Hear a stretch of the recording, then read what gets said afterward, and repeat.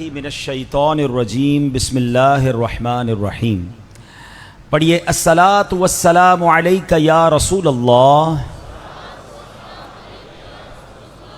وعلی آلک واصحابک یا حبیب اللہ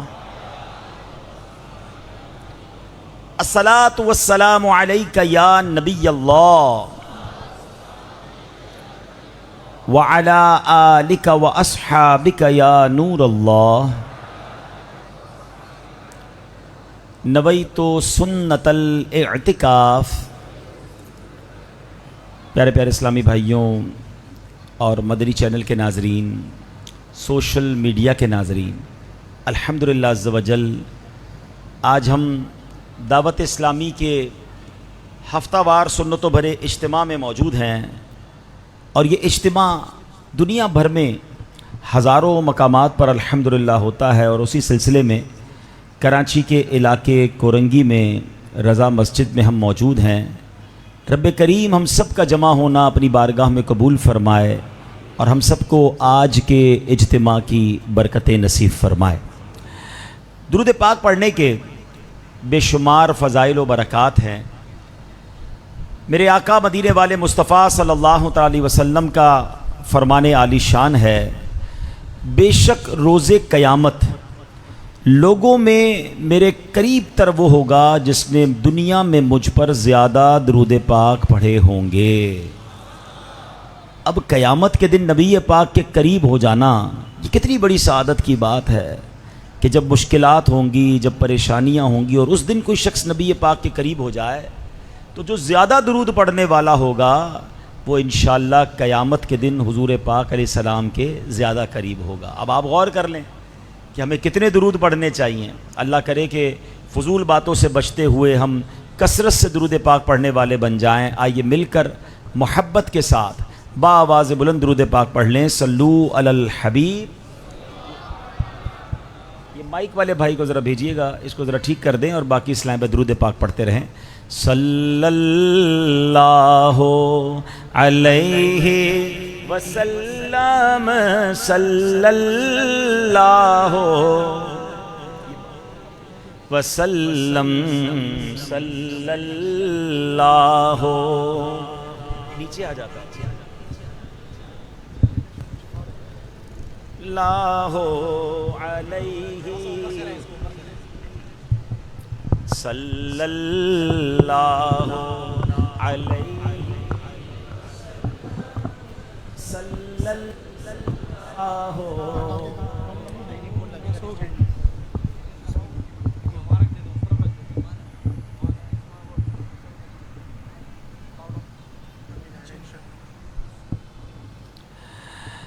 تو الحمدللہ ہم نے سنا کہ نبی پاک کے بروز قیامت قریب وہ ہوگا جس نے دنیا میں زیادہ درود پاک پڑھے ہوں گے۔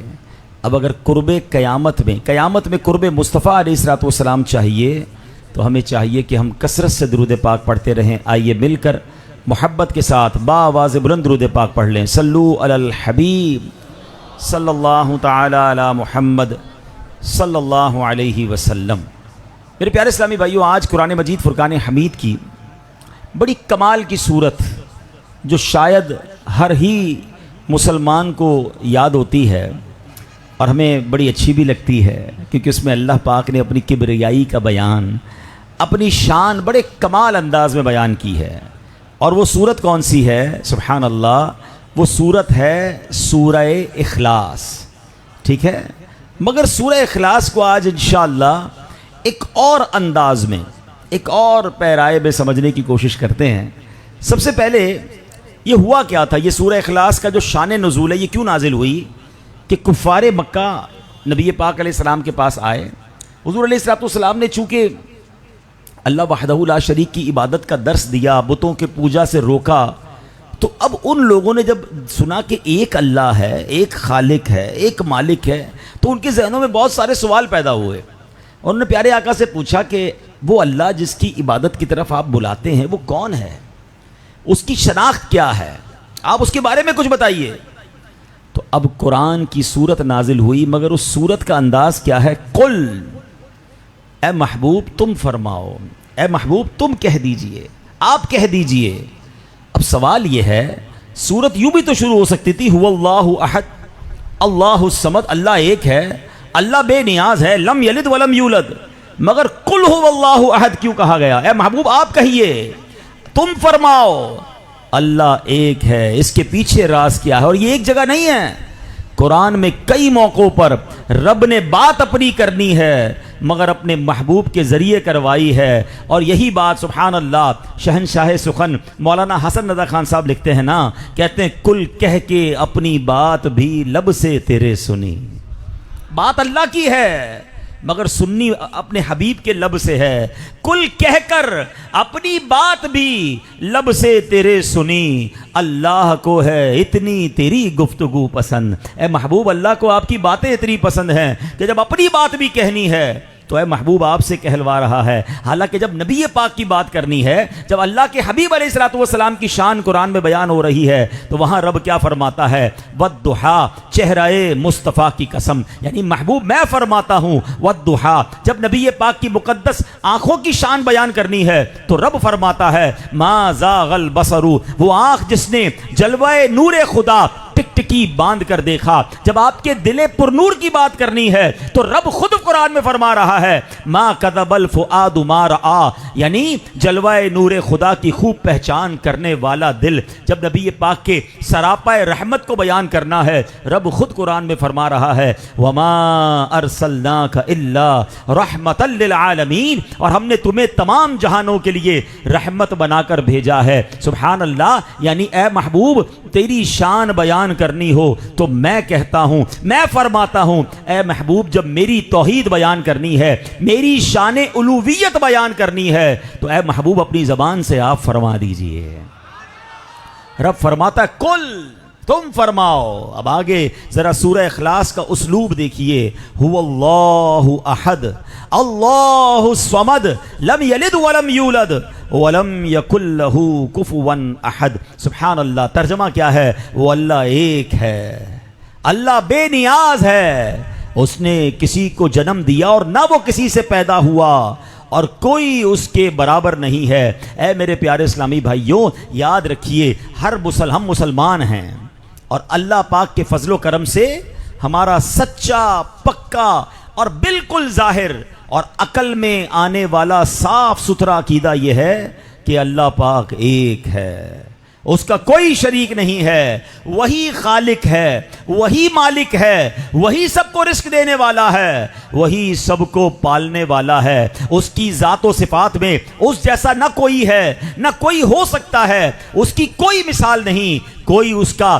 ہم پلہ نہیں، کوئی اس کے برابر نہیں، بس وہی ایک واحد و تنہا عبادت کے لائق ہے۔ شاعر کہتے ہیں نا، سب کا پیدا کرنے والا میرا مولا سب سے افضل سب سے اعلیٰ، میرا مولا۔ تو اے میرے پیارے اسلامی بھائیوں، اب مسئلہ توحید کو، جو علم کی دنیا ہے نا، اس میں مسئلہ توحید کو انتہائی مشکل سمجھا جاتا ہے، ڈیفیکلٹ ٹاپک سمجھا جاتا ہے، مگر قرآن کریم کی شان دیکھیں، انتہائی مشکل مسئلے کو بھی کتنے آسان انداز میں بیان کر دیا کہ کوئی بالکل ان پڑھ بندہ بھی سورہ اخلاص کا اگر ترجمہ پڑھ لینا تو اللہ پاک کی توحید سمجھ آ جائے گی۔ کتنے سادہ لفظوں میں قرآن نے بیان کر دیا کہ وہ اللہ پاک ہے، تنہا ہے، اس کا کوئی شریک نہیں، وہ بے نیاز ہے، کسی کا محتاج نہیں، ساری مخلوق سننے کے لیے کانوں کی محتاج، دیکھنے کے لیے آنکھوں کی محتاج، پکڑنے کے لیے ہاتھوں کی محتاج، چلنے کے لیے قدموں کی محتاج، اور تو اور خدا کے سوا جو کچھ بھی ہے سب کے سب زندہ رہنے کے لیے اللہ پاک کے محتاج ہیں، مگر وہ واحد و یکتا ہے، وہ ہر لحاظ سے بے نیاز ہے، کسی لمحے کسی لحاظ سے کسی معاملے میں وہ کسی کا محتاج نہیں ہے، اس کی یکتائی اس حد کو پہنچی ہوئی ہے کہ نہ اس کی کوئی اولاد ہے نہ وہ کسی کی اولاد ہے، اور ساری کی ساری مخلوقات میں کوئی بھی ایسا نہیں جو اس کے ہم پلہ ہو سکے۔ اللہ کی شان کیسی ہے، ہم حمد میں پڑھتے ہیں نا، اللہ واحد و یکتا ہے، ایک خدا بس تنہا ہے، کوئی نہ اس کا ہمتا ہے، ایک ہی سب کی سنتا ہے۔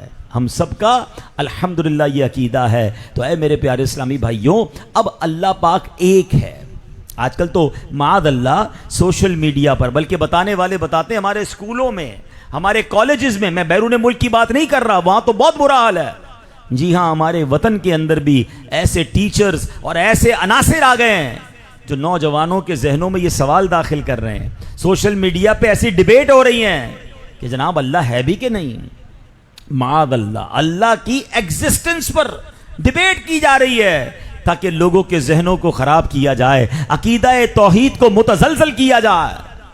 اب ذرا چند باتیں سن لیجئے اور اپنے اس عقیدے کو اور مضبوط کیجئے۔ اللہ پر ہمارا کامل یقین ہے، اللہ ایک ہے، اس کی دلیل کیا ہے؟ آج کل جو ایتھیسٹ ہوتے ہیں، ملحد، بڑا زور لگاتے ہیں کہ اللہ پاک ہونے کی دلیل دو، تم ایک خدا کو مانتے ہو دلیل دو۔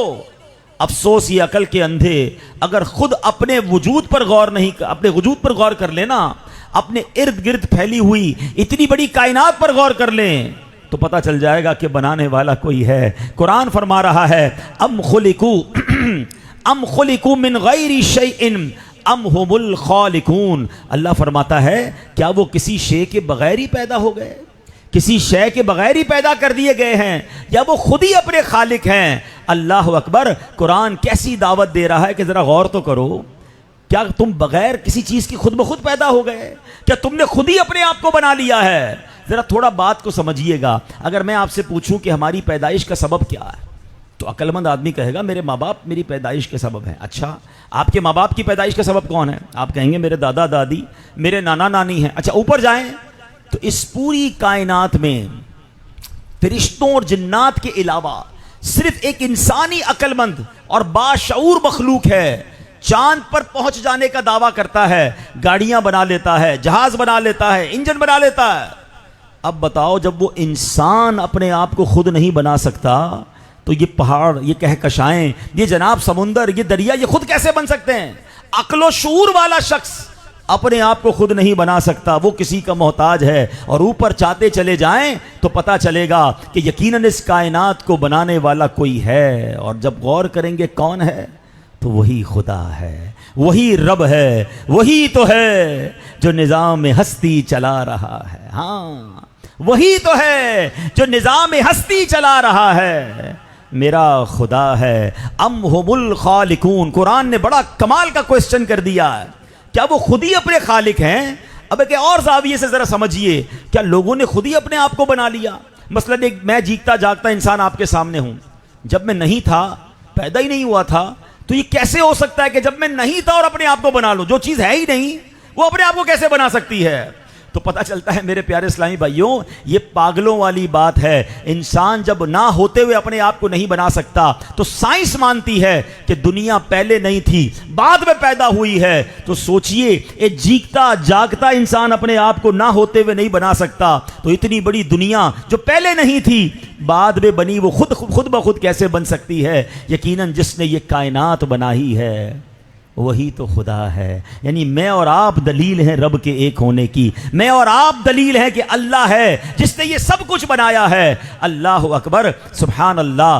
شاعر لکھتے ہیں نا، تعریف اس خدا کی جس نے جہاں بنایا، کیسی زمین بنائی، کیسا آسماں بنایا، پاؤں تلے بچھایا، کیا خوب فرش خاکی، اور سر پہ لاج وردی ایک سائباں بنایا، خوش رنگ اور خوشبو گل پھول ہیں کھلائے، اس خاک کے کھنڈر کو کیا گل ستاں بنایا، ہر چیز سے تہ تیری کاریگری ٹپکتی، یہ کارخانہ تو نے کب رائے گاہ بنایا۔ اللہ نے ہر چیز میرے پیارے اسلامی بھائیوں سبحان اللہ کمال کی بنائی۔ اب امام اعظم ابو حنیفہ، آپ تو کروڑوں حنفیوں کے پیشوا ہیں، آپ کے دور میں بھی کچھ ملحدین نے سر اٹھایا اور کہتے ہیں اللہ نہیں ہے دنیا میں، کوئی خالق نہیں ہے، دنیا خود ہی بن گئی ہے۔ امام اعظم دلیلیں دے دے کر ان کا رد کرتے۔ اب ان کو اپنے اس خیال کو آگے بڑھانا تھا، امام اعظم کے دشمن ہو گئے اور انہوں نے پلان کیا کہ امام اعظم پر حملہ کر کے آپ کو شہید کر دیں گے، یہ راہ میں رکاوٹ ہیں، یہ لوگوں کو اللہ کی طرف بلاتے ہیں، ہمارا ماننا اللہ نہیں ہے، اور یہ کہتے ہیں اللہ ایک ہے، اللہ موجود ہے۔ تو امام اعظم کو شہید کرنے آئے۔ امام اعظم نے کہا کیوں آئے ہو؟ کہا آج آپ کو دنیا سے بھیج دیں گے، قتل کر دیں گے۔ کہا ٹھیک ہے، جان لینے آئے ہو نا، ایک سوال کا جواب دے دو پھر میری جان لے لینا۔ کہتے کیا بات ہے؟ کہتے میں بڑی الجھن میں ہوں۔ کہتے ہیں اچھا کیا سوچ ہے آپ کی؟ امام اعظم فرماتے ہیں کہ ایک بہت بڑی کشتی ہے، طرح طرح کا تجارتی سامان اس پہ لدا ہوا ہے، کوئی چلانے والا نہیں ہے، اس کو کوئی نگہبان نہیں ہے، لیکن یہ کشتی مسلسل سفر کر رہی ہے، سمندر کی طوفانی موجوں کو چیرتی جا رہی ہے، کسی رکنے کی جگہ پر رکتی ہے، چلنے کی جگہ پر چلنے لگتی ہے، کہیں سامان اترتا ہے، کہیں سامان چڑھ جاتا ہے، مگر کشتی چلانے والا کوئی نہیں۔ تو جو دہریے تھے نا، کہتے ہیں کہ آپ کا لگتا ہے دماغ خراب ہو گیا ہے، موت سے پہلے گھبرا گئے آپ، یہ کیسے ہو سکتا ہے اتنی بڑی کشتی بغیر چلانے والے کے چل جائے، کسی جگہ پر رک بھی جائے، چلنے والی جگہ پر چل بھی جائے، آپ کی طبیعت ٹھیک نہیں۔ امام اعظم فرماتے ہیں تم تو مجھے قتل کرنے آئے تھے، اور اس لیے آئے تھے کہ میں اللہ کے ہونے کا اقرار کرتا ہوں، تم انکار کرتے ہو، بتاؤ ایک چھوٹی سی کشتی بغیر کسی کے چلانے والے کے چل نہیں سکتی؟ یہ اتنی بڑی دنیا بغیر کسی کے چلانے والے سے کیسے چل سکتی ہے؟ وقت پر سورج غروب ہو رہا ہے، وقت پر سورج طلوع ہو رہا ہے، وقت پر جناب نمازوں کے اوقات آ رہے ہیں، سردیوں کے موسم میں سردی آ رہی ہے، گرمی کے موسم میں گرمی آ رہی ہے، بارشوں کے موسم میں بارش پڑ رہی ہے، اور بارش سے کھیتیاں جنم لے رہی ہیں۔ اللہ اکبر۔ امام اعظم نے کہا کہ بتاؤ یہ ساری کائنات بغیر کسی چلانے والے کے چل سکتی ہے؟ یہ بات سن کر جو شہید کرنے آئے تھے کلمہ پڑھ کر مسلمان ہو گئے۔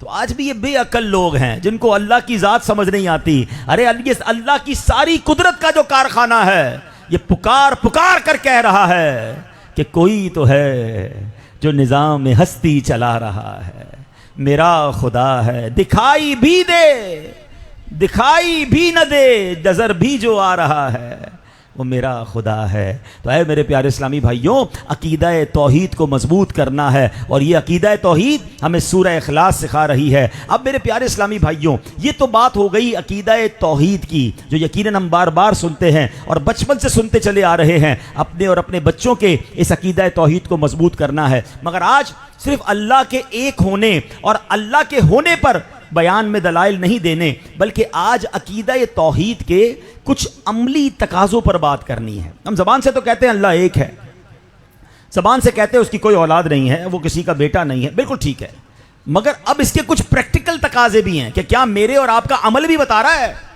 کہ اللہ کی توحید پر ہمارا یقین کامل ہے؟ وہ عمل کیا ہونا چاہیے؟ ایکچولی توحید کے عملی تقاضے کیا ہیں؟ آج ہم نے وہ سیکھنا ہے۔ شاعر مشرق نے کہا نا، خودی کا سر نہاں لا الہ الا اللہ، یعنی انسان کی چھپی ہوئی صلاحیتوں کو باہر نکال کر اسے ترقی کی معراج پر پہنچانے والی چیز کیا ہے؟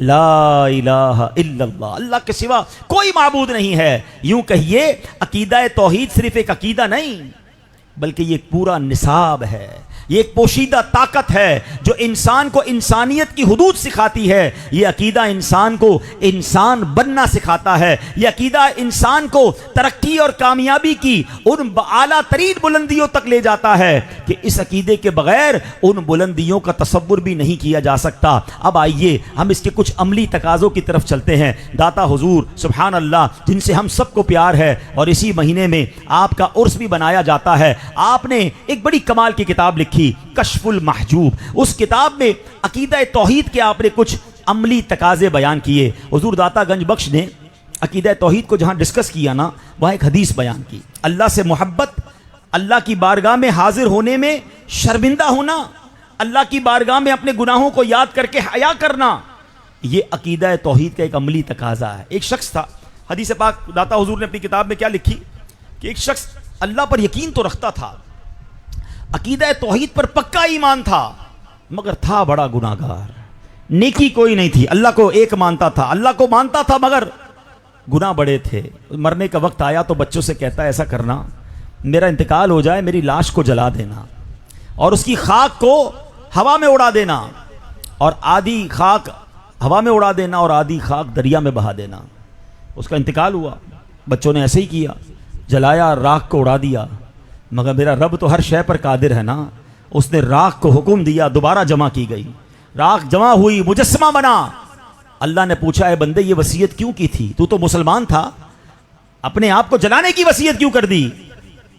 بندہ کہتا یا اللہ میں تو اتنا گناہگار تھا، ایک بھی نیکی نہیں تھی، مرنے کے بعد تیری بارگاہ میں حاضری میں حیا آتی تھی، کیا منہ دکھاؤں گا مولا تیری بارگاہ میں، اس لیے میں نے اپنے بچوں کو وصیت کی کہ میری راکھ بھی ہوا میں اڑا دینا۔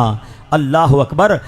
حدیث پاک کے الفاظ ہیں، اس بندے کا یہ حیا کرنا، اللہ کی بارگاہ میں حاضر ہونے پر شرمندہ ہونا، یہ اللہ کو ایسا پسند آیا کہ رب کریم نے اس کی بخشش و مغفرت فرما دی۔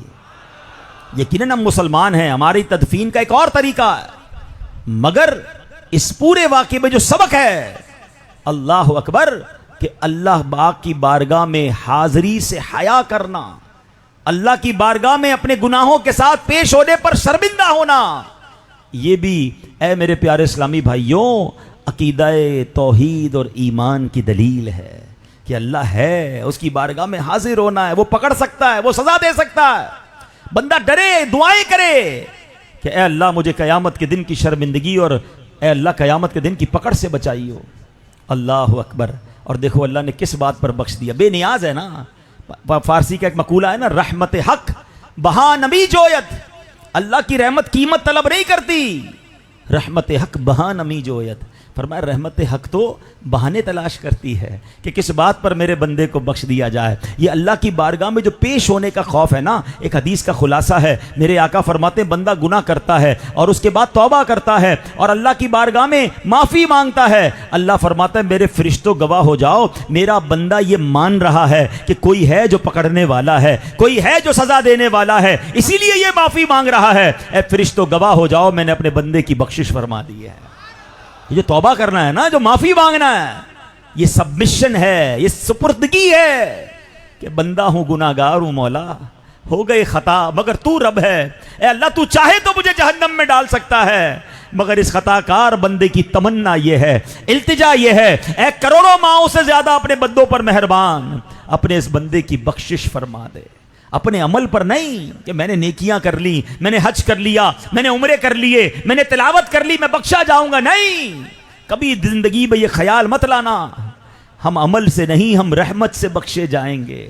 اگر اس نے عدل کیا نا، تو وہ پنجابی شاعر لکھتے ہیں نا، عدل کریں تے تھر تھر کمبن اچیاں شانہ والے، اگر وہ انصاف کرے نا تو بڑی بڑی شانوں والے بھی ڈر کے کانپنے لگ جائیں گے۔ عدل کرے تے بخشے جاسن، عدل کرے تے تھر تھر کمبن اچیاں شانہ والے، فضل کرے تے بخشے جاسن میں ورگے منہ کالے۔ اے اللہ تو رحمت کرے گا تو میرے جیسے لوگوں کی بخشش ہوگی، انصاف ہوا تو مارے جائیں گے، کیونکہ رحمت دا دریا الہی ہر دم وگدا تیرا، جے ایک قطرہ بخشے مینوں کم بڑھ جاوے میرا۔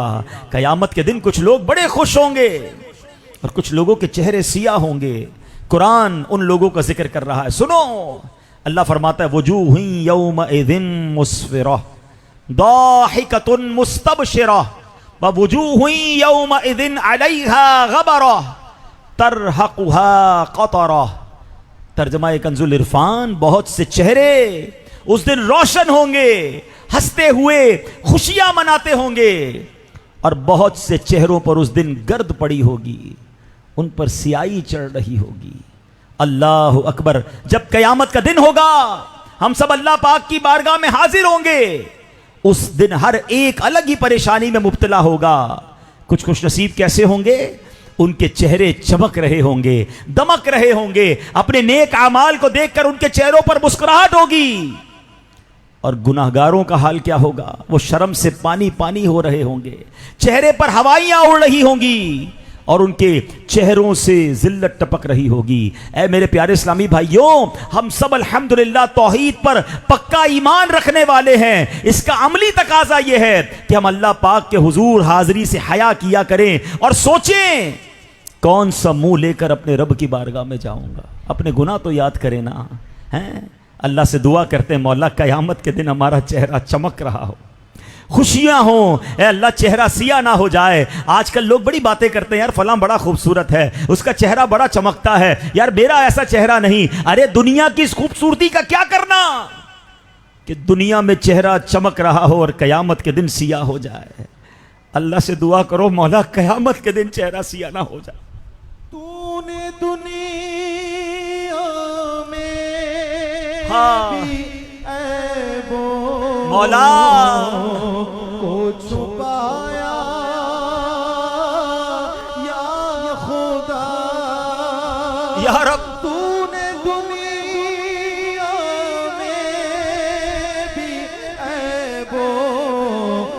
چھپایا یا خدا حشر میں بھی لاج رکھنا مولا حشر میں بھی لاج رکھنا تو خدا ستار ہے۔ سنیں ہمارے اسلاف کیسے تڑپتے تھے، کتنا شرمندہ، کتنی انکساری۔ شیخ سعدی شیرازی فرماتے ہیں مسجد حرام شریف میں کعبے کے طواف میں مصروف تھا، اچانک ایک شخص کو دیکھا جو کعبے کی دیوار سے لپٹ کر پھوٹ پھوٹ کر رو رہا ہے، اور لب پر صدا کیا ہے، اے اللہ اگر میرے اعمال تیری بارگاہ کے لائق نہیں تو قیامت کے دن مجھے اندھا اٹھانا۔ لوگوں نے کہا اے شیخ کیسے دعا کر رہے ہو، کیوں یہ دعا کر رہے ہو، قیامت کے دن اندھا اٹھنے کی دعا کون کرتا ہے؟ تو کہتے ہیں میں اس لیے دعا کر رہا ہوں کہ اگر اللہ پاک کی بارگاہ میں میرے اعمال اچھے نہیں ہیں تو کیا منہ دکھاؤں گا، اس کی بارگاہ میں کیسے پیش ہوں گا، اس سے بہتر ہے مجھے اندھا اٹھایا جائے۔ شیخ سعدی شیرازی کہتے ہیں ہم نے پوچھا آپ کا نام کیا ہے؟ پتہ ہے اس شخصیت نے نام کیا بتایا؟ کہتے ہیں میرا نام عبد القادر جیلانی ہے، پیران پیر، ولیوں کے سردار شیخ عبد القادر جیلانی غوث پاک کعبے کی دیوار پکڑ کر کیا دعا کر رہے، مولا میرے اعمال اگر ایسے نہیں کہ میں تیری بارگاہ میں پیش ہو سکوں تو مجھے اندھا اٹھانا۔ میں اور آپ، ہم اور آپ کیا چیز ہیں؟ ہمارے تو گناہ ہی گناہ ہیں، خطائیں خطائیں۔ کبھی شرم آئی کہ کیا منہ لے کر اللہ کی بارگاہ میں جاؤں گا؟ قیامت کے دن جب نامہ اعمال کھلیں گے تو میرا بنے گا کیا؟ میری بے حیائیاں، میری بے شرمیاں، میری کوتاہیاں، اکیلے میں رہ کر میرے گناہ کرنے جب کھول دیے گئے تو میں اپنے رب کو منہ کیا دکھاؤں گا؟ اے میرے پیارے اسلامی بھائیو، عقیدہ توحید کا یہ عملی تقاضا ہے کہ بندہ اس بات کی حیا کرے کہ یہ گندا نامہ اعمال لے کر رب کی بارگاہ میں کیسے پیش ہوں گا۔ ہم اللہ سے دعا کرتے ہیں مولا اپنے اچھوں کے صدقے ہمیں معاف کر دے۔ اے اللہ قیامت کے دن جنہیں بلا حساب جنت میں داخل کیا جائے گا ان بلا حساب جانے والوں میں ہمارا نام لکھ دے۔ اعلیٰ حضرت کی بڑی پیاری دعا ہے نا، آؤ مل کر کر لیتے ہیں۔ جمعرات کی رات ہے، اس کے گھر میں بیٹھے ہیں۔ یا الہی نام اعمال کھلنے لگے، یا الہی نام اعمال جب کھلنے لگے عیب پوشے خلق ستارے خطا کا آمین آمین آمین۔ اللہ اس دن بچا لے ہمیں، اللہ اپنی بارگاہ میں شرمندہ ہونے سے بچا لینا۔ دوسرا عملی تقاضا توحید کا ہے۔ داتا حضور لکھتے ہیں کہ نفسانی خواہشات کو چھوڑ کر اپنے آپ کو اللہ پاک کے احکام کے تابع کر دینا، جو اللہ نے فرمایا وہ کرنا ہے، اپنے دل کی خواہشات، اپنی نفسانی خواہشات کے پیچھے بھاگنا۔ قرآن کیا کہتا ہے؟ اللہ فرماتا ہے افرأیت من اتخذ الہہ ہواہ، کیا ترجمہ ہے؟ بھلا دیکھو تو وہ جس نے اپنی خواہش کو اپنا خدا بنا لیا ہے۔ حدیث پاک میں آتا ہے زمین پر پوجا جانے والا سب سے بڑا معبود خواہش نفس ہے۔ گناہ کا دل ہو گیا، اب گناہ کرنا ہے۔ آج حرام کھانے کا دل ہو گیا، حرام کھانا ہے۔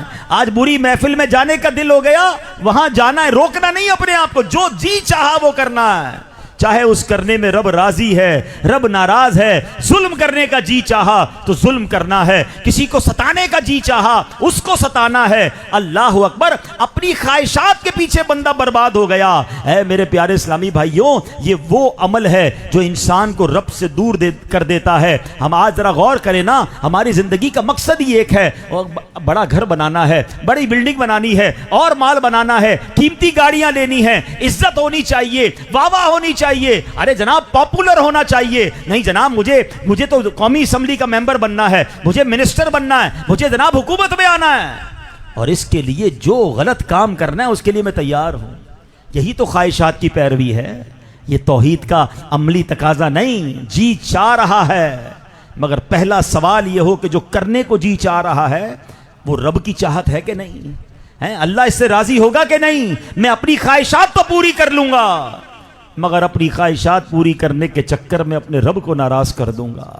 اے میرے پیارے اسلامی بھائیوں سنو، میں آپ کو آپ کے نبی علیہ السلام کا واقعہ سناتا ہوں۔ حضرت عمر فاروق رضی اللہ تعالیٰ ایک بار بارگاہ رسالت میں حاضر ہوئے، کیا دیکھتے ایک چمڑے کا تکیہ ہے جس کے اندر کھجور کی چھال بھری ہوئی ہے۔ نبی پاک علیہ السلام اس تکیے پر ٹیک لگائے ہوئے ہیں اور خردرے بان کی چٹائی پر لیٹے ہوئے ہیں، چارپائی پر کوئی بستر یا کپڑا نہیں ہے۔ جب نبی پاک علیہ السلام چارپائی سے اٹھے نا تو آپ کے جسم مبارک پر اس چارپائی کے نشان تھے۔ نبی پاک کی یہ انداز، یہ بے رغبتی، یہ دنیا دیکھ کر حضرت عمر فاروق کا دل بھر آیا، آنکھوں سے آنسو بہنے لگے۔ نبی پاک نے جب حضرت عمر کو روتے دیکھا تو فرمایا، اے عمر کیوں رو رہے ہو؟ کہتے حضور خدا کی قسم میں جانتا ہوں کہ آپ اللہ پاک کے رسول ہیں، بارگاہ الہی میں آپ کا بڑا اونچا مقام ہے، آپ کیسر و کسرا یعنی ایران اور روم کے بادشاہوں سے زیادہ عزت والے ہیں۔ یا رسول اللہ صلی اللہ تعالی علیہ وسلم، مجھے رونا اس بات پر آیا کہ کیسر و کسرا کے بادشاہ تو عیش کریں، اپنے محلات میں لگزریز میں رہیں، اور حضور آپ اللہ کے رسول ہونے کے باوجود ایسی زندگی گزار رہے ہیں، آپ کے پاس تو نہ پراپر بستر ہے، نہ جناب اس طرح کے گھر ہیں، نہ مکان ہیں، نہ بیڈ رومز ہیں۔ میں حدیث کا خلاصہ بیان کر رہا ہوں، نبی پاک کا فرمان سنیے۔ اللہ کے حبیب فرماتے، عمر کیا تم اس بات پر راضی نہیں کہ ان غیر مسلموں کے لیے دنیا ہے اور ہمارے لیے آخرت ہے؟ بس آج یہ بات سمجھ جائیے، ہمارے لیے کیا ہے؟ آخرت ہے، دنیا ہمارے لیے نہیں ہے۔ ہم دنیا اچھی کرنے کے چکر میں اپنی آخرت برباد کر دیتے ہیں۔ بے وقوف ہے وہ شخص کہ جس دنیا میں چند سال رہنا ہے، کہ آپ کے سامنے جنازے نہیں اٹھ رہے، ہر روز خبر آتی ہے، کہیں 20 سال کا نوجوان، کہیں 25 سال، کہیں 30 سال، 40-50 سال کی عمر میں اکثر لوگ چلے جاتے ہیں۔ جی ہاں، آپ بھی جانے والے ہیں اور میں بھی جانے والا ہوں۔ عقل مند کون ہے؟ دنیا کو اچھی کرے یا آخرت کو اچھی کرے؟ آقا نے فرما دیا، اے عمر اس بات پر راضی نہیں کہ ان غیر مسلموں کے لیے دنیا ہو اور ہمارے لیے آخرت ہو، مگر آج ایک ہی فکر ہے، گھر اچھا ہو جائے، دنیا میں مالدار ہو جاؤں، دنیا میں عزت مل جائے۔ بے شک حلال کے طریقے سے مال کمانا ہر حال میں برا نہیں، لیکن اس مال کمانے کے چکر میں، دنیا بنانے کے چکر میں، نام بنانے کے چکر میں کہیں رب کو ناراض مت کر بیٹھنا۔ حالانکہ نبی پاک کس طرح ان دنیاوی عیش و عشرت سے دور رہتے تھے۔ کئی بار نعت میں یہ اشعار سنے ہوں گے نا کہ سلام اس پر کہ جس نے بے کسوں کی دستگیری کی، سلام اس پر کہ جس نے بادشاہی میں فقیری کی، سلام اس پر کہ جس کے گھر میں چاندی تھی نہ سونا تھا، سلام اس پر کہ سادہ بوریا جس کا بچھونا۔ بتائیے نا، ہم تو اس آقا کے امتی ہیں، اور ہم کہیں ملاوٹ کر لو کوئی بات نہیں، جھوٹ بول لو کوئی بات نہیں، رشوت کھا لو کوئی بات نہیں، مال بنا لو، مرنا نہیں۔ یہ ملاوٹ کرنے والے کو مرنا نہیں، یہ رشوت لے کر لوگوں کے اوپر ظلم کرنے والے کو مرنا نہیں، یہ جناب جھوٹ بول کر دھوکہ دے کر مال بیچنے والے کو مرنا نہیں۔ ارے مرنا تو بات کی بات ہے، ہم نے اپنی آنکھوں سے دیکھا ہے جو ظلم کر کے مال کماتا ہے دنیا میں بھی آفت میں مبتلا ہوتا ہے، اپنے بچوں کے اندر، اپنی فیملی کے اندر وہ پرابلمز دیکھتا ہے۔ یہ حرام کا مال آتا بھی تیزی سے ہے اور پھر چلا بھی ایسے ہی جاتا ہے۔ کیا کرنا ہے اس کو؟ یہ دیکھو کہ کہیں آخرت برباد نہ ہو جائے۔ تیسرا تقاضا، ہاں عقیدہ توحید کی بات ہو رہی ہے نا، تیسرا عملی تقاضا کیا ہے؟ راضی بر رضا رہنا۔ یعنی داتا گنج بخش فرماتے ہیں عملی توحید یہ ہے کہ بندہ اللہ پاک کی مرضی کے سامنے ایسے ہو جیسے مردہ غسال کے ہاتھ میں ہوتا ہے۔ آپ نے دیکھا جب کسی مردے کو کوئی غسل دے رہا ہو، مردے کی کچھ نہیں چل رہی، وہ کروٹ دیتا ہے تو مردہ کروٹ لے لیتا ہے، وہ ہاتھ اٹھاتا ہے تو مردے کا ہاتھ اٹھ جاتا ہے، وہ پیر اٹھاتا ہے تو مردے کا پیر اٹھ جاتا ہے۔ یعنی مردہ بالکل غسل کرنے والے غسال کے ہاتھ میں ہوتا ہے۔ کیا پیاری مثال دی کہ بندہ اللہ پاک کی مرضی کے سامنے ایسے ہو جیسے مردہ غسال کے ہاتھ میں، جیسے غسل دینا ہے اے اللہ جیسے تیری مرضی، جیسے رکھے میں راضی، کوئی کھٹکا دل میں نہ لائے۔ اس بات کو سمجھنے کے لیے ایک واقعہ سمجھ لیں، پھر بات اور سمجھ آ جائے گی۔ پہلے کے زمانے میں غلاموں کی خرید و فروخت ہوتی تھی، تو ایک مرتبہ حضرت ابراہیم بن ادم رحمۃ اللہ تعالی کو ایک غلام کی ضرورت محسوس ہوئی، اب بازار تشریف لے گئے اور آپ نے غلام خریدا, گھر لے آئے, غلام سے پوچھا تمہارا نام کیا ہے؟ ہاں, اب وہ غلام تھا نا, غلام کہتا ہے جس نام سے پکاریں گے آپ وہی میرا نام ہوگا. غلام کا کیا نام ہوتا ہے؟ آپ آقا ہیں, آج سے جو آپ نام دے دے وہی میرا نام. فرمایا کھانا کیا کھاتے ہو, کھانے میں کیا عادی ہو؟ اللہ اکبر. غلام کہتا ہے جو آپ کھلا دیں گے میں کھا لوں گا. ہیں آقا ہے نا آپ, میں تو غلام, جو آپ کھلائیں گے وہی میرا کھانا. فرمایا کوئی خواہش ہے تو وہ بتا دو. غلام کہتا ہے کہ جو آپ کی خواہش ہے وہی میری خواہش ہے. غلام کی کیا خواہش ہوتی ہے, آپ آقا ہیں, جو آپ کو پسند وہی مجھے پسند. اللہ اکبر. یہ بات تو حضرت ابراہیم بن ادم اور غلام میں ہو رہی ہے, مگر حضرت ابراہیم بن ادم کے دل پر جھٹکا لگا. آپ فرماتے ہیں یہ بندہ ہو کر, میرا غلام ہو کر مجھ سے ایسے باتیں کر رہا ہے. اگر میرا اور میرے رب کا رابطہ بھی ایسا ہی ہو جائے کہ اللہ جس حال میں تو رکھے اس حال میں راضی ہے, اللہ جو تو نام دے وہ نام میں راضی, اے اللہ جس حال میں تو راضی اس میں راضی. بتاؤ یہ ہے بندگی, یہ ہے اللہ پر بھروسہ کرنا. ہم کہتے تو ہیں میں اللہ کی مانتا ہوں, ہم کہتے میں رب کو مانتا ہوں, مگر سچ بات یہ ہے کہ ہم زبان سے تو رب کو رب مانتے ہیں. اگر کوئی دل سے رب کو رب مانے نا تو اس کا تقاضا یہ ہے کہ رب جس حال میں رکھے میں اس حال میں راضی. ہاں یہ ہے تھوڑی مشکل بات. ایک جملہ سن لو, ایک بڑا پیارا جملہ ہے. عام لوگ جو ہم لوگ ہیں نا, ہم دعا پتہ کیا کرتے ہیں, اے اللہ اس حال میں رکھ جس حال میں راضی. ہاں ہم یہ کہتے نہیں ہیں, مگر ہم کیا کہتے ہیں, اللہ بیماری دور کر دے, کاروبار میں برکت دے دے, اولاد دے دے, اولاد بیمار ہے اس کی بیماری دور کر دے, فلاں سوسائٹی میں گھر مل جائے, اے اللہ وہ پلاٹ نہیں بک رہا اچھے داموں میں بک جائے. ہماری تو ڈیمانڈ ہی ختم نہیں ہو رہی نا, ہم اللہ سے یہ مانگ رہے جس میں ہم راضی ہیں. یہ عام لوگوں کی دعا ہے. اور جو اللہ والے ہوتے ہیں نا, ان کی پتہ ہے کیا دعا ہوتی ہے, اے اللہ اس حال میں رکھ جس حال میں تو راضی ہے. اور میرے مولا اگر تو میری تکلیف میں راضی تو میں تکلیف میں بھی راضی, تو میری بیماری میں راضی تو میں بیماری میں راضی. اور یہ ہے بندگی کا وہ اعلیٰ معیار, یہ ہے توحید پر ایک عملی تقاضا کہ رب مجھے جس حال میں رکھے, کیونکہ وہ خالق ہے, وہ مالک ہے, وہ جانتا ہے میرے لیے کون سا حال اچھا ہے. مگر میں ہوں کہ میری ڈیمانڈیں ہی ختم نہیں ہو رہی. کبھی یہ کر کے دیکھو, پھر دیکھو اللہ کیسے نوازتا ہے. وہ پنجابی شاعر کہتے ہیں نا, جے سونا میرے دکھ وچ راضی, جے سونا میرے دکھ وچ راضی, میں سخنوں چلے پاوا ہوں. فرماتے اگر میرا رب میرے دکھ میں راضی ہے نا تو پھر میں نے سکھ کا کیا کرنا ہے. اللہ میرے دکھ میں راضی تو میں بھی اس دکھ میں راضی. اور ایک بات اور یاد رکھنا, آپ میں سے ہو سکتا ہے کوئی بیمار ہوگا, کوئی قرضے میں ہوگا, کوئی غریب ہوگا, وہ سوچتا ہوگا یار میں تو غریب ہوں, میں بیمار ہوں, اللہ نے مجھے اس حال میں رکھا ہے. یہ اطمینان رکھنا ضروری ہے, یہ یقین رکھنا ضروری ہے کہ یہی حال میرے لیے بہتر ہے, کیونکہ وہ خالق بہتر جاننے والا ہے. اس کو ایک ایگزامپل کے ذریعے سمجھیں. حضرت عیسیٰ علیہ السلام ایک بار ایک تالاب کے قریب سے گزرے. سارے بچے نہا رہے تھے, سوئمنگ کر رہے تھے, بچے انجوائے کر رہے تھے. ایک بچہ کونے پہ بیٹھا, افسردہ نابینا بیٹھا تھا, اس کو نظر ہی نہیں آ رہا تھا کچھ. حضرت عیسیٰ نے دیکھا سارے بچے نہا رہے ہیں, انجوائے کر رہے ہیں, یہ ایک بچہ کونے پہ بیٹھا, نظر ہی نہیں آ رہا اس کو کچھ, یہ تو انجوائے نہیں کر رہا. آپ نے اللہ سے کہا یا اللہ اس کو آنکھیں دے دے, یہ بھی انجوائے کرے, یہ بھی بچوں کے ساتھ کھیلے. آپ کی دعا قبول ہوئی, اللہ نے آنکھیں دے دی. وہ بچہ تالاب میں کودا, اس نے ایک بچے کو پکڑا, پانی میں ڈبو کے مار دیا, دوسرے بچے کو پکڑا, اس کو ڈبو کے مار دیا, تیسرے کو اس نے زخمی کر دیا. حضرت عیسیٰ حیران ہو گئے, یہ کیا ہوا؟ آپ نے دعا کی یا اللہ اس کو پھر نابینا کر دے. اب سمجھ آیا اس کا نابینا ہونا ہی بہتر تھا. تو یہ بات یاد رکھو, اگر مجھے کچھ نہیں مل رہا نا یہ میرے لیے بہتر ہے. میں رب کا بندہ ہوں, وہ خالق ہے, اور یہ اس کی توحید پر یقین رکھنے کا عملی تقاضا ہے کہ وہ جس حال میں رکھے میں اس حال میں راضی رہوں. ہمارا ایک پرابلم بھی ہے, ہم غریب تو ہیں, ہم قرضے میں تو ہیں, ہم بیمار تو ہیں, مگر راضی نہیں ہیں. پھر فائدہ نہیں. آپ کہ اب غریب تو ہوں, کر کیا سکتا ہوں, مگر اللہ نے معاذ اللہ ایسے جملے بھی کہہ رہے ہوتے میرے ساتھ انصاف نہیں ہوا. اللہ کو جو بے انصاف کہے وہ ایمان سے نکل گیا, ہاں اس کا ایمان ہی چلا گیا.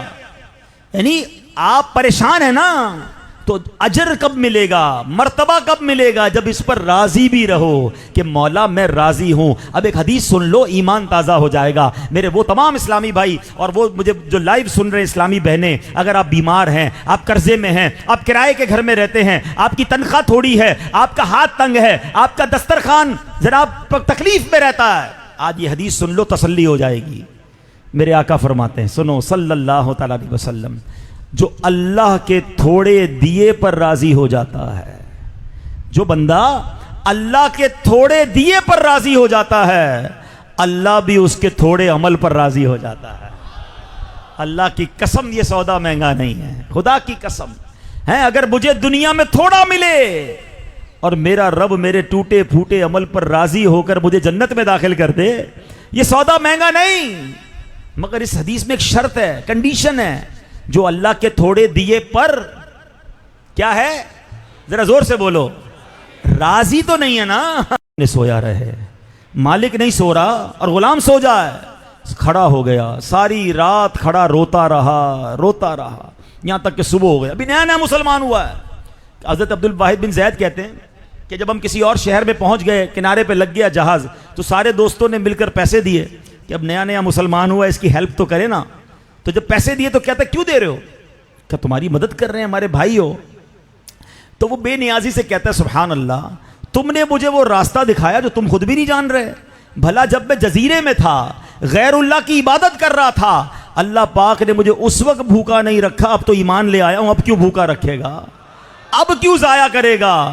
مجھے تمہارے پیسوں کی ضرورت نہیں۔ وہ بندہ ویسے ہی چلا گیا، مگر واقعی اس بندے نے توکل سکھا دیا ہے۔ جب رب پر بھروسہ ہو تو پھر دنیا والوں کی ضرورت نہیں ہوتی۔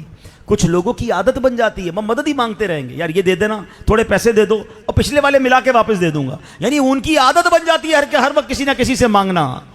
ارے سب کو چھوڑو، رب سے مانگو، اللہ پر بھروسہ رکھو، دنیا والوں کی مال و دولت پہ نظر نہ رکھیں۔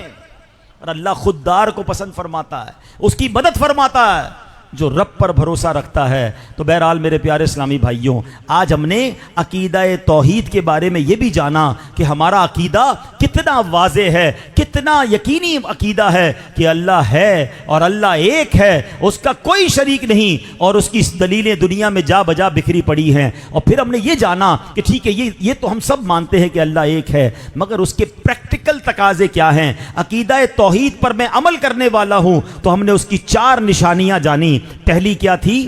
اللہ کے سامنے حاضر ہونے میں حیا کرنا، اللہ کی بارگاہ میں پیش ہونے سے شرم کرنا اور اپنے گناہوں سے توبہ کرنا۔ دوسری کیا تھی؟ کہ اپنی خواہشات کے پیچھے بھاگ کر اپنے رب کو ناراض نہیں کرنا ہے، رب کی رضا پر عمل کرنا ہے۔ تیسری عملی تقاضا کیا تھا؟ کہ ہم اللہ کی رضا پر راضی رہیں، اس کے فیصلوں پر راضی رہیں۔ اور چوتھا عملی تقاضا حضور داتا گنج بخش علی حجویری نے کیا فرمایا؟ وہ فرماتے ہیں کہ بندہ رب پر بھروسہ کرے، توکل کرے، پھر اللہ اس کی غیب سے مدد فرماتا ہے۔ تو اے میرے پیارے اسلامی بھائیوں، ان باتوں کو ہم نے یاد بھی رکھنا ہے، اور الحمدللہ ایسی پیاری باتیں دعوت اسلامی کے پیارے پیارے ماحول میں سکھائی جاتی ہیں، جہاں ہمارے عقیدہ توحید کو بھی مضبوط کیا جاتا ہے، ہمارے عقیدے کا اہم جز عشق رسول کو سبحان اللہ مضبوط کیا جاتا ہے، بلکہ عشق رسول کے جام بھر بھر کر پلائے جاتے ہیں۔ عقیدہ ختم نبوت پر ہماری شاندار تربیت کی جاتی ہے۔ ایک بچے کو یہ سکھایا جا رہا ہے، سب مل کر جواب دیں گے، محمد مصطفیٰ احمد مجتبی سب سے آخری نبی، عقیدہ سب صحابہ کا، عقیدہ اہل بیت کا۔ اس وقت 2 محاذ اسلام کے خلاف 2 بڑے اٹیک ہو رہے ہیں۔ ایک عقیدہ توحید پر اٹیک ہو رہا ہے، یہ گھبراہٹ ڈالی جا رہی ہے، یہ سوال ڈالا جا رہا ہے کہ اللہ ہے یا نہیں۔ ہم نے اس عقیدے پر مضبوط رہنا ہے اور اپنے بچوں کو بھی مضبوط کرنا ہے۔ ہم خود تو مضبوط ہوتے ہیں، بچوں کو چھوڑ دیتے ہیں۔ بچہ کبھی کسی کو سن رہا ہے، کبھی کسی کے ساتھ بیٹھ رہا ہے، اسکول میں کہاں جا رہا ہے، دوستوں میں کہاں جا رہا ہے، کوئی فکر نہیں والدین کو۔ ایسا نہ ہو کچھ عرصے کے بعد آپ کا بیٹا ہی آپ کو کہے کہ میں اللہ کے ایک ہونے پر یقین نہیں رکھتا، کیا کرو گے؟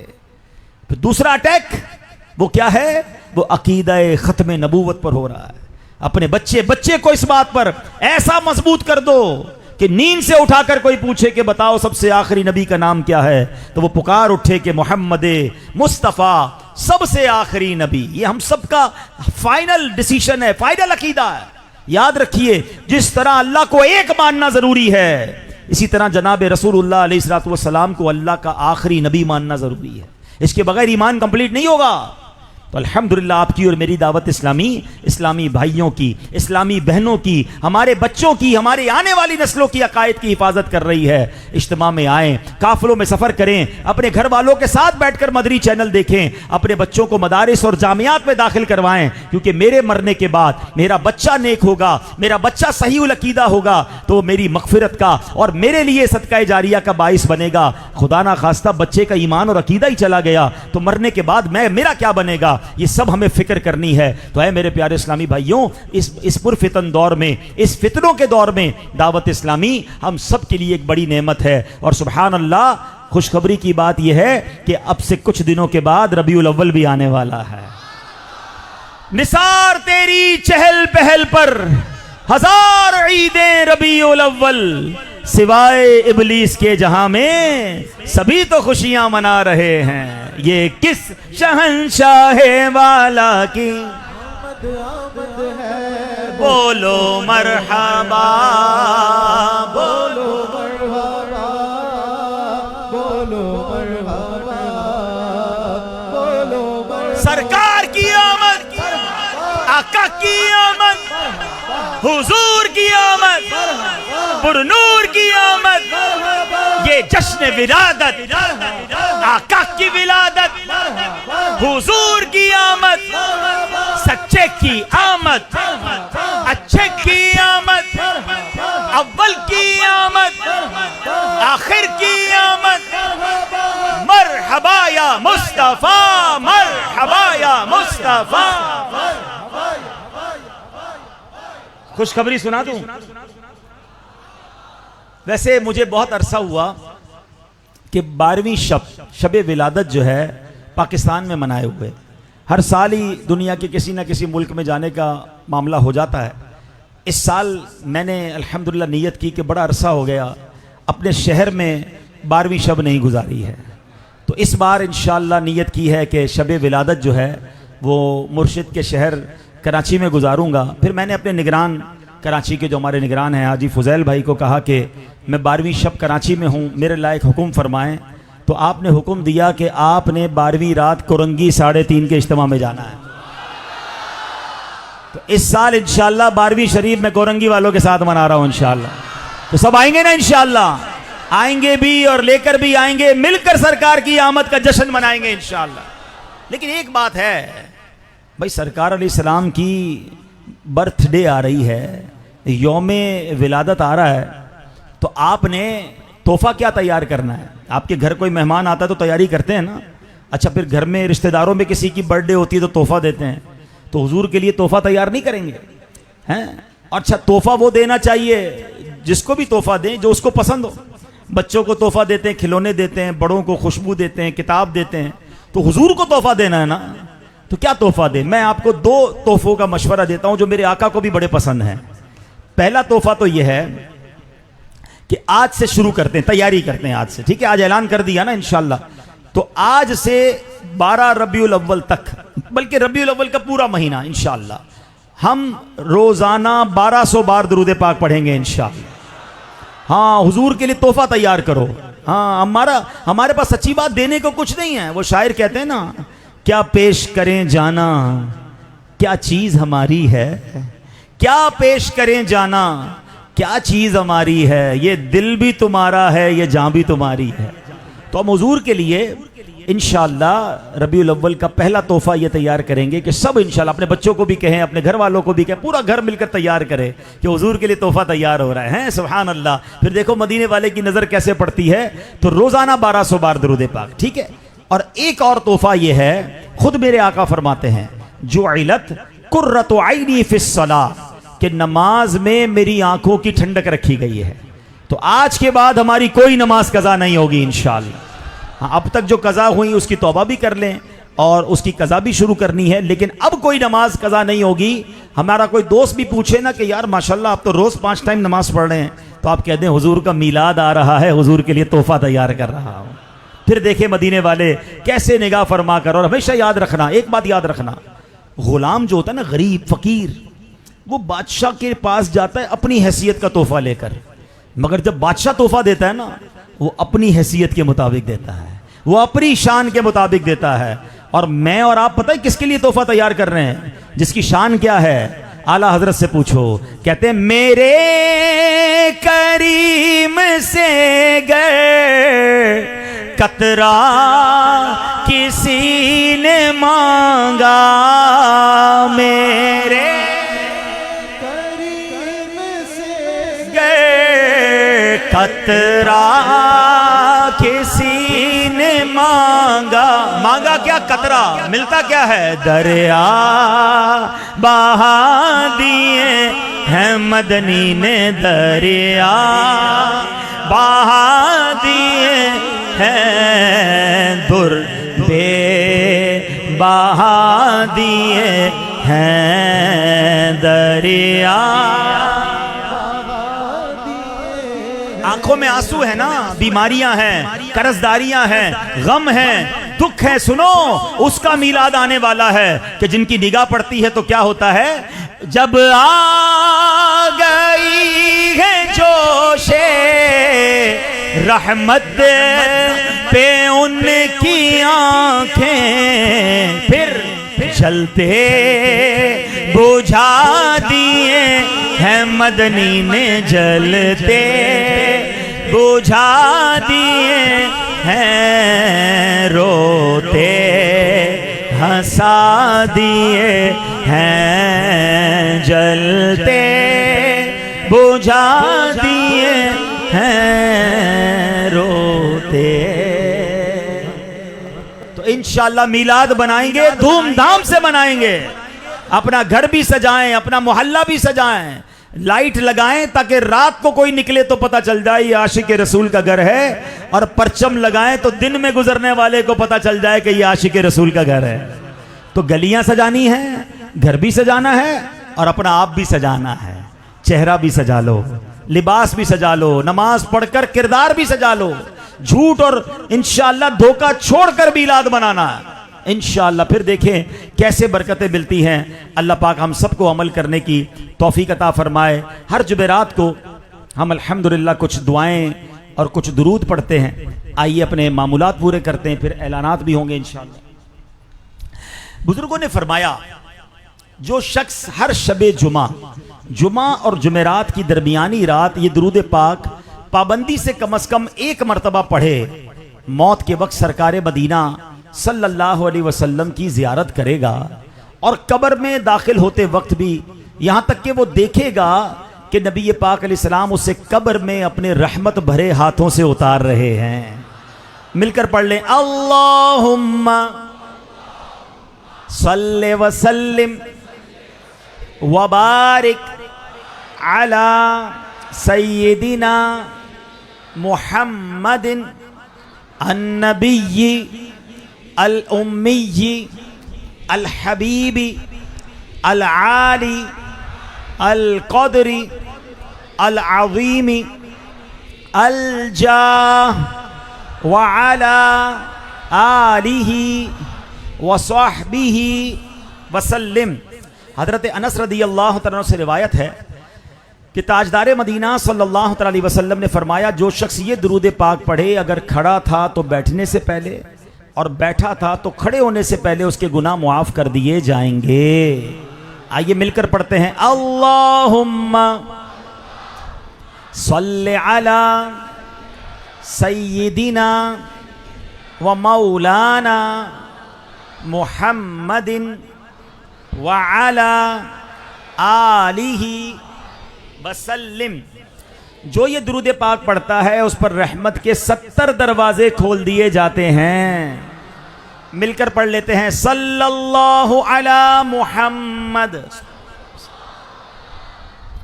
علامہ احمد ساوی رحمۃ اللہ تعالی بعض بزرگوں کے حوالے سے لکھتے ہیں اس درود شریف کو ایک بار پڑھنے سے 6 لاکھ درود شریف پڑھنے کا ثواب حاصل ہوتا ہے۔ مل کر پڑھ لیں، اللہم صلی علی سیدنا محمد عدد ما فی علم اللہ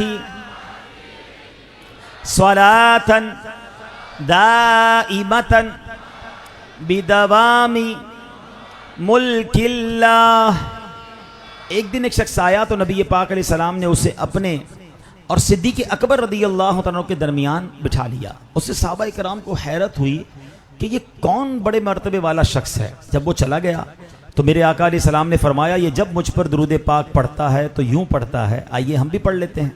اللہم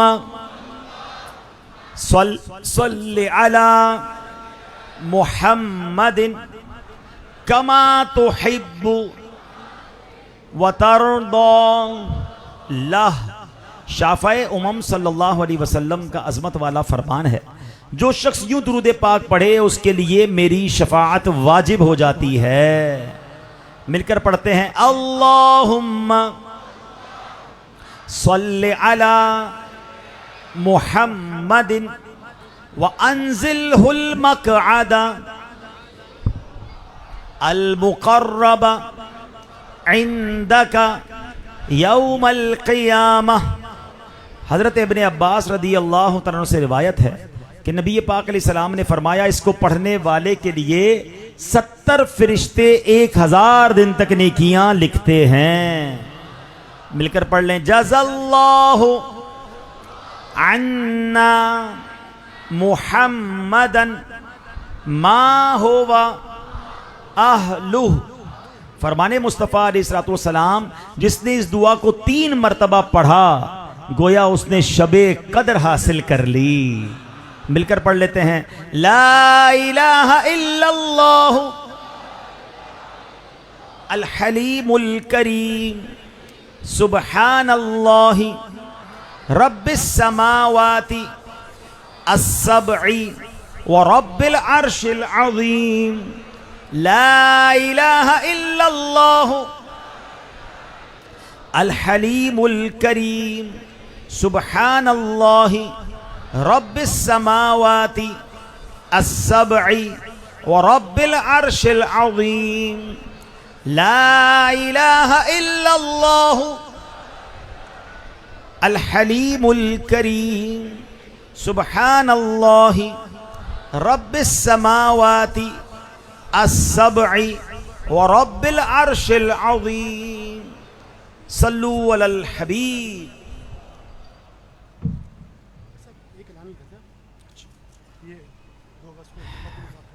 ماشاءاللہ خوشخبری 2 اگست 19 سفر المظفر رات تقریباً 9:30 بجے عالمی مدنی مرکز فیضان مدینہ میں جشن ولادت کے موقع پر چراغاں محفل نعت جلوس میلاد وغیرہ کرنے والی انجمنوں کے درمیان مدنی مذاکرہ ہو رہا ہے اور 2 اگست غالباً اتوار ہے. جی اتوار کی رات 9 بجے عشاء کی جماعت ہے. اور کورنگی تو ماشاءاللہ ہم بچپن سے دیکھ رہے ہیں کہ نبی پاک کے میلاد میں سجانے والوں کا علاقہ ہے. تو جو انجمنیں ہیں محلے میں کمیٹیاں ہیں جو یہ علاقے سجاتے ہیں امیر اہل سنت ماشاءاللہ ان کے لیے اسپیشل ٹائم دیا ہے. تو آپ سب نے آنا ہے. عاشق ماہ رسالت کی زیارت بھی کریں گے, امیر اہل سنت سے تربیت بھی لیں گے. تو انشاءاللہ عشاء کی نماز اتوار کو فیضان مدینہ میں 9 بجے ادا کریں. 9:30 بجے انشاءاللہ یہ مدنی مذاکرے کا آغاز ہو جائے گا. صلو علی الحبیب.